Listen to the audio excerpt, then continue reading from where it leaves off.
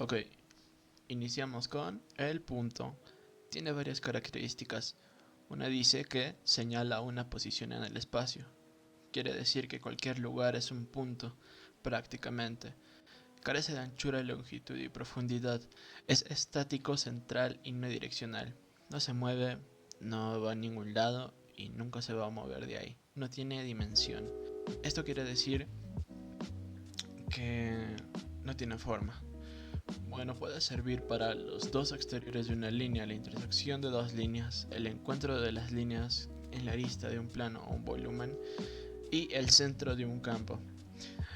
Todo esto sirve como referencia para medir. Puede ser referenciado de distintas maneras en distintos lugares, como tú quieras. Dibujado, imaginado, también calculado. ¿Cuál es la gran importancia del punto? Radica más en el origen del punto central, pues estos puntos son el origen de toda la forma. Todas las formas en realidad, que sean circulares, triangulares, cuadradas, pentagonales. Siempre existen formas detrás una de otras. Y aquí tengo un par de ejemplos que definen perfectamente lo que es un punto y cómo redireccionan a las líneas a llegar a otros puntos para formar bases sobre las cuales se obra para construir cosas, construir edificios. Eso sería todo, gracias. Ahora vamos a empezar con el tema de la línea, que es uno de los elementos principales más importantes. Y bueno, vamos a empezar. A ver, ¿qué es la línea? La línea es la prolongación de un punto, por ejemplo, un punto que puedes dibujar en tu cuaderno, un punto que puedes imaginártelo, o donde sea que tú veas un punto. Si ese punto tú lo prolongas, se convierte en una línea. Esta línea va a tener longitud, pero a la vez va a carecer de anchura y profundidad. A la vez también tiene una dirección. Por ejemplo, cuando a esta línea tú le pones una flechita indicando algo, sabes que pues esa es su dirección. También va a tener un movimiento y a la vez un desarrollo. Tenemos que considerar que también la longitud de todas las líneas siempre va a superar su anchura y que es esencial para toda construcción visual. ¿A qué me refiero con esto? Que la línea siempre va a estar donde sea que tú vayas. Más que nada también en los edificios, siempre vas a ver líneas por donde sea que lo mires. Y bueno, creo que a eso también se refiere mucho esta parte que es esencial para toda construcción visual. Ok, bueno, ¿para qué sirve? La línea sirve la mayoría del tiempo para unir. Ya sabes, por ejemplo, cuando estás haciendo alguna tarea y tienes que relacionar, pues agarras tu regla y dibujas ahí una línea y ya lo uniste. También para asociar, soportar, para rodear y cortar algunos elementos. También sirve para definir las aristas y darle forma a los planos.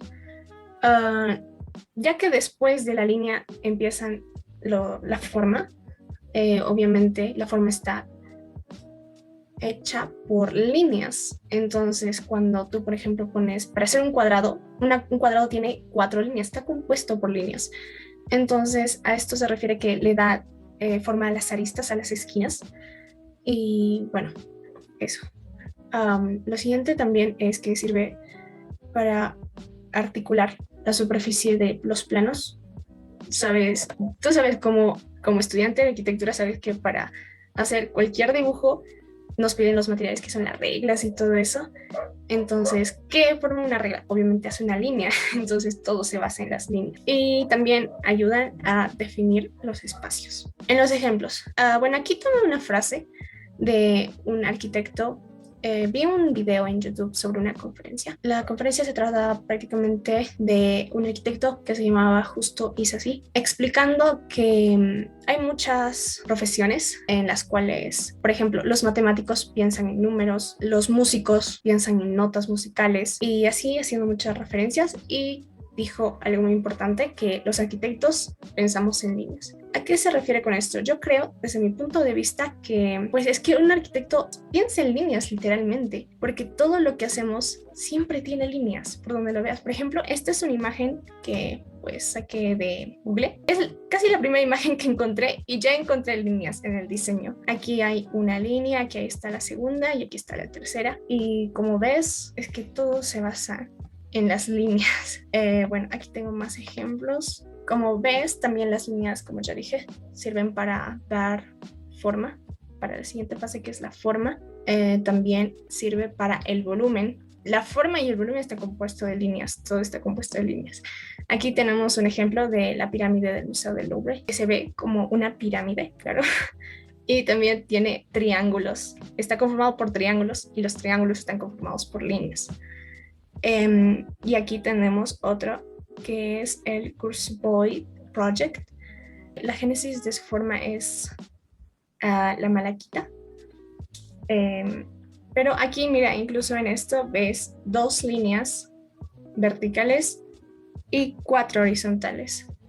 Entonces, ¿a qué me refiero con esto? Que no importa dónde mires, no importa dónde estés, siempre hay líneas y que las líneas pueden ayudarte a muchas cosas, como digo, sirven para delimitar, sirven para hacer tus planos, para dar forma, para dar volumen. Eso es todo.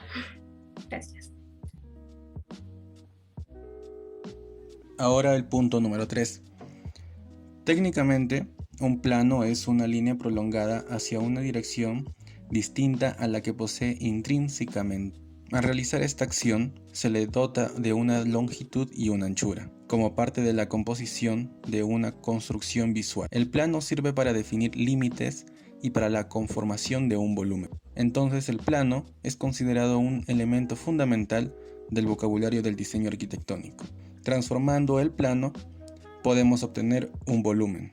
En palabras del afamado arquitecto y autor de este libro, Francis Ching, los planos definen tridimensionalmente volúmenes de forma y espacio. Las propiedades que distingan a cada plano, sea tamaño, forma, color o textura, como su relación espacial entre las mismas, determinarán en último término las propiedades visuales de la forma que definen y las cualidades del espacio que encierran. La arquitectura se ha construido con base en 3 tipos de planos genéricos: superior, de pared y base.